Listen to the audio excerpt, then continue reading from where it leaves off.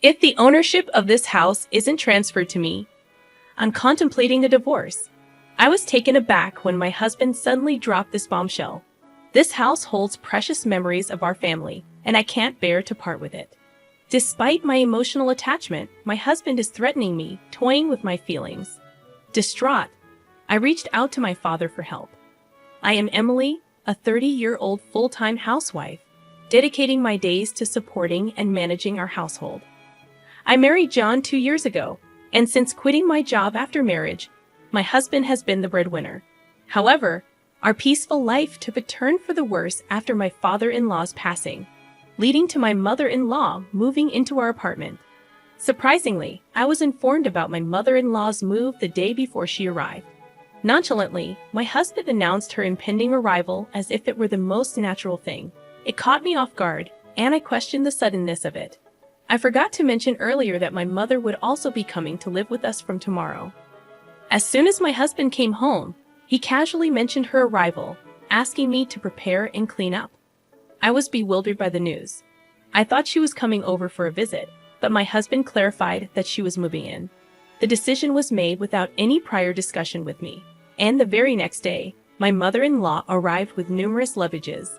It's been a while. I'm glad you look well, Mary. Please come in, I greeted her. However, she seemed displeased for some reason. As she entered, she questioned why I didn't come to pick her up, emphasizing that it's common sense to meet at the station, especially when you know your mother-in-law is arriving. While carrying the hefty luggages, I didn't know what time you'd arrive. In that case, shouldn't you have contacted me? You're so thoughtless. I apologize. This is why they say some daughter-in-laws are useless and inconsiderate. Grumbling, the mother-in-law settled heavily on the sofa. Despite being a guest in our home, she acted as if she owned the place. I couldn't believe it. From that day on, her snide comments became even more intense. As soon as my husband left for work, the barrage began. Emily, why are you sitting there?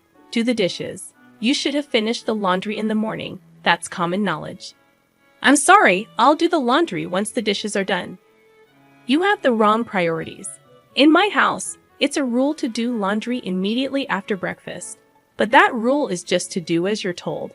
Haven't your parents taught you not to make excuses? I had my own daily routine, and it seemed that Mary couldn't understand that I wasn't refusing to do the work. Even if I did things her way, she would still find fault and complain every day. The daytime hours alone with her were especially challenging. One day, I had an epiphany on how to end this living hell with my mother-in-law. The plan was to move to the house I inherited from my father and live in a separate home from her. My father retired early a few months ago, and my parents started a new life in the countryside. They then passed on their house to me. Fortunately, that house isn't too far from our current apartment, and we were planning to move eventually. Living with my mother-in-law had reached my limits, so I decided to talk to my husband about moving sooner. John, can we talk for a moment? What's up? Anything happened? Remember the house my father gave us? What do you think about moving there? Oh, that house. We did talk about moving there someday. Why the sudden decision? Well, I've been having some difficulties with your mother. She never mentioned anything, but I can't bear living with her anymore. That's why I'm seriously considering moving. Observing that the new place isn't too far, I suggested we move there, allowing my mother-in-law to stay in the current apartment. Surprisingly, my husband agreed to the move. After informing Mary, we decided to make the move a week later. Honestly, I anticipated some opposition from her, but she accepted our decision with a big smile. Goodbye to John and Emily. I'm so sorry for the sudden decision to move. Don't worry about it. It's wonderful that your father gave you the house. He's very sweet. Thank you. Please visit us sometime. Of course, it's not too far from here, and I hope you visit me regularly too. I will. After the conversation, I headed to our new home with my husband, feeling relieved that I wouldn't have to endure snide remarks anymore. I could now live freely at my own pace. Although I had initially feared Mary's opposition, consulting with John brought me peace. However, my peace did not last. Despite being able to keep my distance from my mother-in-law and reduce stress, my husband started coming home late. It wasn't just the late returns. There were days when he wouldn't come home at all. He defended his actions, saying he was worried about his mother, but it became too frequent. Without informing me, he went to her house, had dinner with her, and sometimes stayed overnight, disrupting my daily life. This can't go on, I thought one day. I sat him down for a talk. John, you've been coming home really late lately, and sometimes you don't even come home at all. Is that so? I'm just worried about my mother. That's not the point. At least let me know beforehand that you'll be late, so I'll know I don't have to prepare dinner. Since you're a housewife and always at home, you can eat the leftovers for lunch the next day, right? So you're saying I should just accept everything quietly because I'm a housewife? Are you saying we shouldn't talk about this? Isn't that the truth? Housewives just relax at home. What? What are you saying? Anyway, I'm worried about leaving my mother alone. Ellie will be coming back soon, and I need to discuss some things with her. Wait, Ellie is coming back. What does he need to discuss with her? Curious, I asked my husband. We're moving Ellie here to live with us. Live together? Yes, she kept saying she wanted a big house like the one she lived abroad. That's why I thought of letting her stay in this house. What? I don't understand. Suddenly informed of this, I couldn't think of anything. Is my sister-in-law going to live in this house? I had barely escaped from Mary's constant complaints, and now his sister, Ellie, was going to live in this house. I couldn't wrap my head around it. This was the house I inherited from my father. It felt unnatural. It's the only big house that would satisfy Ellie, my husband argued. The apartment where we used to live is now where my mother stays, and it's too small for 4 people. But I never intended to live with Ellie. I don't plan to live together either. I intend to give this house to Ellie, my husband declared. What? Why? Because we plan to move back with my mother. Ellie can use this house freely, he explained. I was taken aback by my husband's unreasonable proposal and felt like fainting. Despite my repeated insistence that I had no intention of living with my mother-in-law, my husband eventually became furious. Can't you be a little more considerate? You can live because of me, so just do as I say. Enough is enough of your jokes. This house is precious to me, inherited from my father.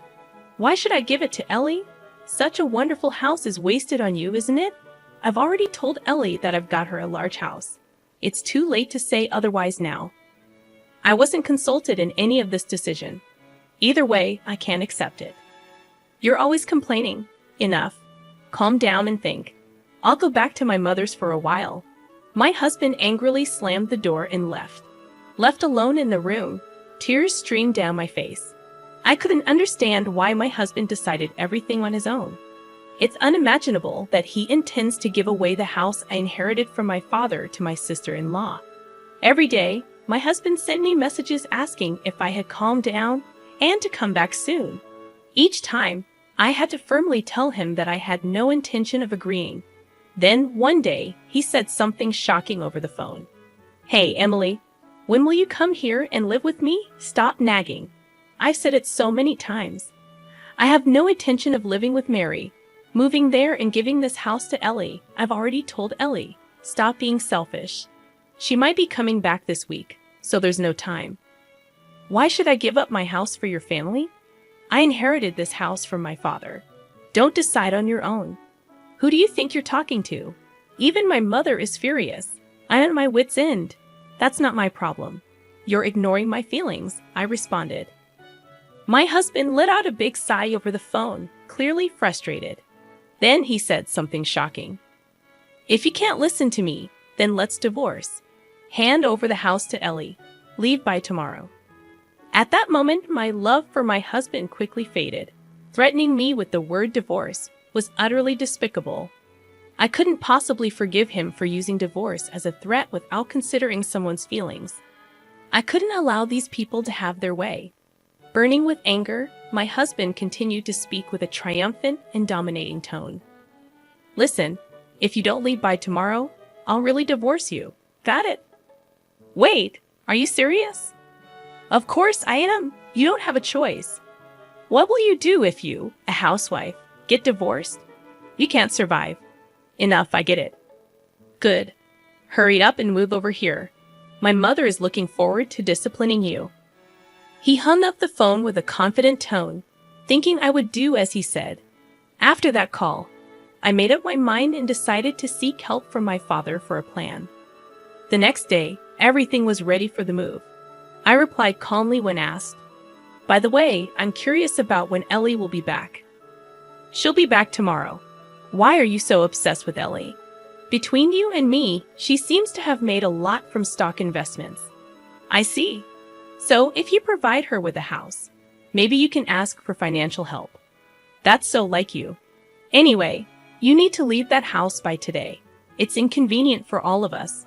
"Don't worry. I've already moved." "What? What do you mean?"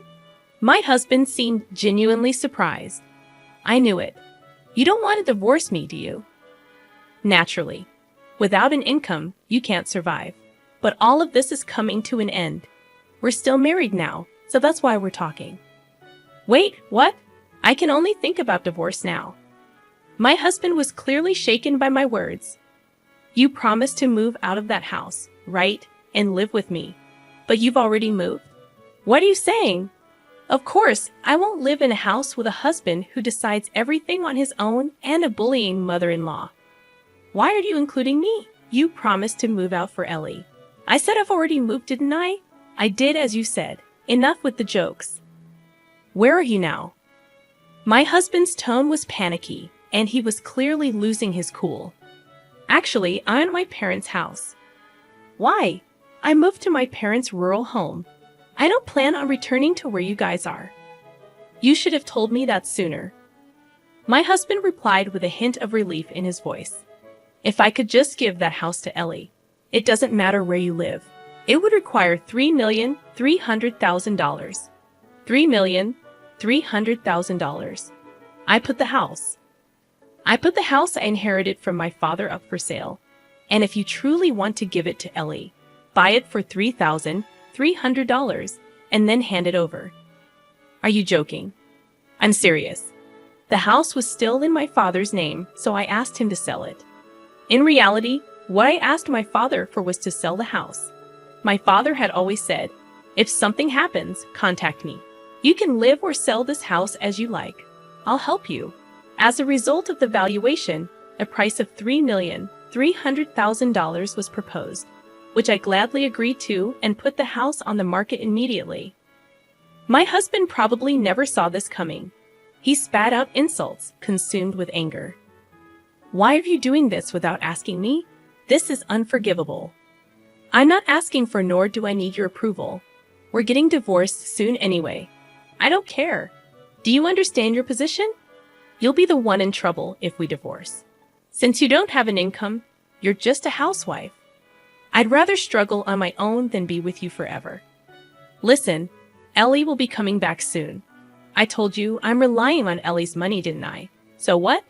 Like I said, if you want to let dear Ellie live in that house, just buy it for $3,300,000. That is if you can." "What? That's impossible. If Ellie has made a lot of money from her investments, I don't see why she can't afford it."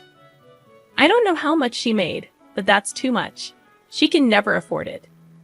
My husband was all excuses with no hint of an apology, maintaining his domineering attitude. I felt it was foolish to spend any more time on him and unleashed everything I wanted to say. "I'm done with you and this ridiculous mess. Did you think threatening divorce would make me give up the house? If you thought being a housewife meant I'd do whatever you say, you're so wrong. Hey, let's calm down and talk." "I am calm. Isn't it you who's panicking? I won't be controlled by you or your family anymore. Stay out of my life. Go to hell with your beloved mother, you mama's boy." I shouted loudly enough for the whole neighborhood to hear, then abruptly hung up the phone. Of course, I'd had enough of these insane calls from my husband, so I blocked his number. I immediately consulted my lawyer and decided to request a divorce. It took some time, but the divorce was finalized, recognizing my husband's fault. He and Mary still live in that apartment. As for Ellie, they couldn't provide the large house she wanted, and she was furious. claiming this wasn't the deal, and made a U-turn back overseas. My ex-husband's plan to seek financial assistance from his successful sister fell through, and now he seems to be struggling financially, having to pay me alimony and support his mother. As long as he continues to live with such a selfish mother, his life will never be prosperous. On the other hand, I've moved to the countryside and am enjoying peaceful days with my parents. I recently started a clerical job at a small company introduced by a neighbor. With that salary, I can live comfortably. I plan to live here for a while. I want to be by my parents' side as much as possible to repay the kindness they show me.